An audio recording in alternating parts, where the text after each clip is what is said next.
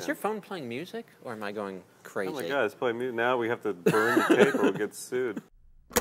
I'm always fascinated from just an editing standpoint, and you worked on When We Were Kings, obviously, as well. So you're really familiar with this process. Editing was sort of my beginning, and I'm very comfortable there. And so, but you've got 125 hours, you say, for that stuff.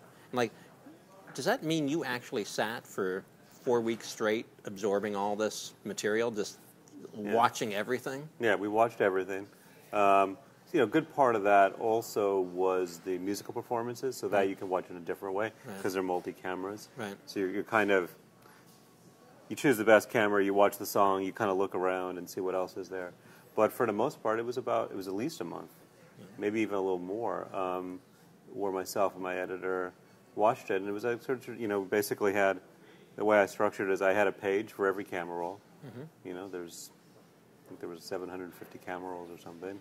And there were some notes on that because basically it was the notes from the slates when there were slates on the audio roll. So you'd get a sense of what it was, and you just start making notes like, you know, this is interesting, or, you know, exclamation point, you know, Muhammad Ali, brilliant in this moment. And then we sort of reviewed all that and kind of decided on 60 or 70 scenes, I guess, to begin with, and edited all of those and kind of got, you know, each one had a little bit of shape, and then we strung it together, and that's sort of the, there must be a great phrase for it, but I don't know what it is, but when you see like 4 hours of, you know, assembling of this, it's pretty depressing because you worked for a year to get to that point, and it's stultifyingly, you know, boring and misdirected and all the rest, but I knew from experience and had great confidence that it was all going to come together, because for me, I can say, okay, this is where I'm going to take it.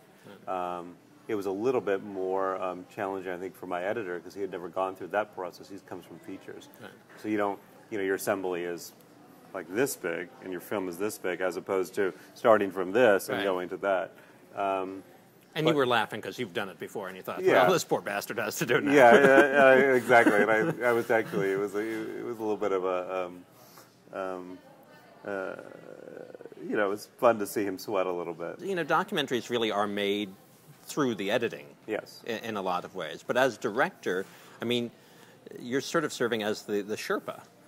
To some extent, because and I always love Sherpas because I always think, like, they get up all the time. What's the belly aching about? Yeah, they're going up twice a week. And is that sort of your role? Is that your role as director? Is really like you're guiding and helping and pushing, or? I think so, but you're also you're ultimately responsible, and that's the bottom line. And it's like, you know, there were very few disagreements with the editor, although we got along wonderfully well, but there were differences of opinion. You know, we had this rendition of Try Me by James Brown.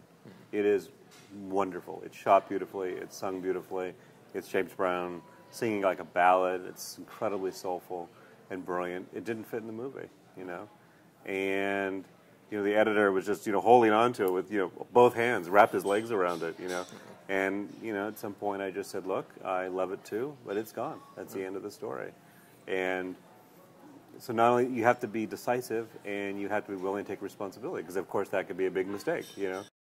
If we don't get along, we gotta get it on. The dream is now becoming a reality. Ali is going to meet George Foreman to regain his crown as the heavyweight champion of the world. What I want to do is add a festival that will complement the greatest sporting event in the history of the world. Some of the most dynamic performers from Afro-America will be part for Africa. Say, quit it! Quit it! They're talking about postponing the fight. The festival must go on. The stage is being built. It's impossible for us to delay, not one day, it's impossible for us to delay a minute.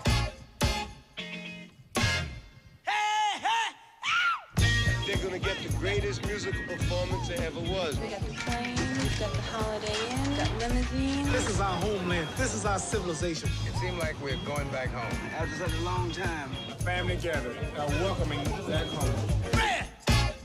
I love it. I see some beautiful ladies, too. Yeah. I've never felt so free in my life. We from America, where we're not really free. No, we've been free all our life. We want to see our people free. The daringness of it is what brought it all together. I had so much fun. You're probably gonna throw your passports back on the airplane. I got to answer my parents. I got to dance.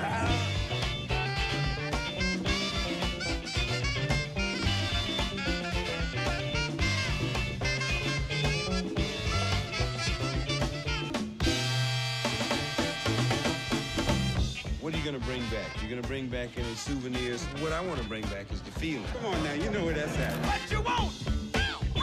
What you need? What you want? What you need? But now that you edited When We Were Kings, you make this movie or something like that, does this give you a totally different appreciation for how to approach your work as producer? Yeah, it's a good question. It should. Not really. I think it makes me more sensitive, and I think I'm probably,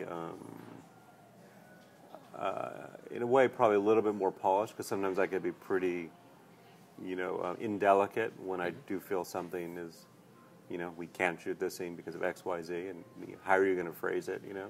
But I think it's really more the converse that I really tried to incorporate all of my advice and my practices that I've used producing and impose that on me as a director because, I didn't want to be hypocritical about it, and I really, it's sort of like I tested it, does the advice really make any sense whatsoever or am I just been bullshitting for the last 15 years?